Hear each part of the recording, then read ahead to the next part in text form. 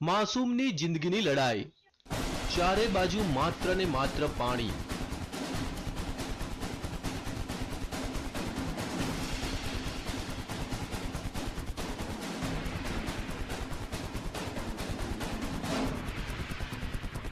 પાણીના ધમધસતા પ્રવાહ વચ્ચે ફસાઈ એક માસૂમની જિંદગી.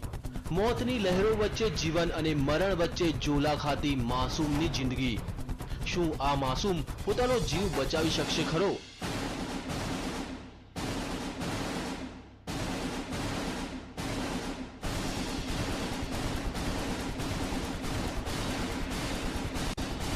માસૂમ મોતને આપી શકશે માત? શું બચી જશે માસૂમનો જીવ? આ દ્રશ્યો છે મધ્યપ્રદેશના ભોપાલના ડિડોરીના, જ્યાં 2 વર્ષનો એક માસૂમ બાળક ફસાયો છે ધમધસતા પાણી વચ્ચે.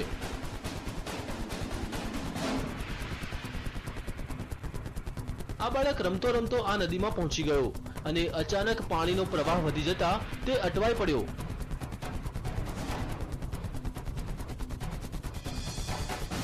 લહેરોના આ તાંડવને જોતા ભલભલાનો પસીનો છૂટી જાય, પણ આ માસૂમ લહેરો વચ્ચે લડી રહ્યો છે જંગ. જિંદગીનો જંગ. પણ હવે સવાલ એ થાય છે કે લહેરો સામે તે જિંદગીનો જંગ જીતી શકશે ખરો?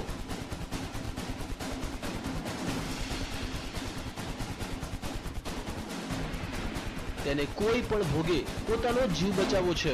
તેને નદીના પ્રવાહની કોઈ પરવાહ નથી. તે તો તોફાની લહેરોને આપી રહ્યો છે ટક્કર.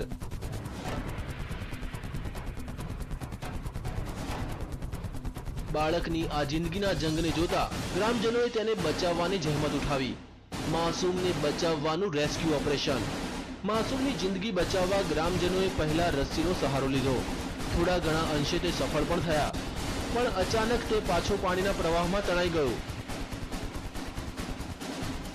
આ વખતે તો લાગ્યું કે માસૂમ તેની જિંદગીથી હાથ ધોઈ બેસશે.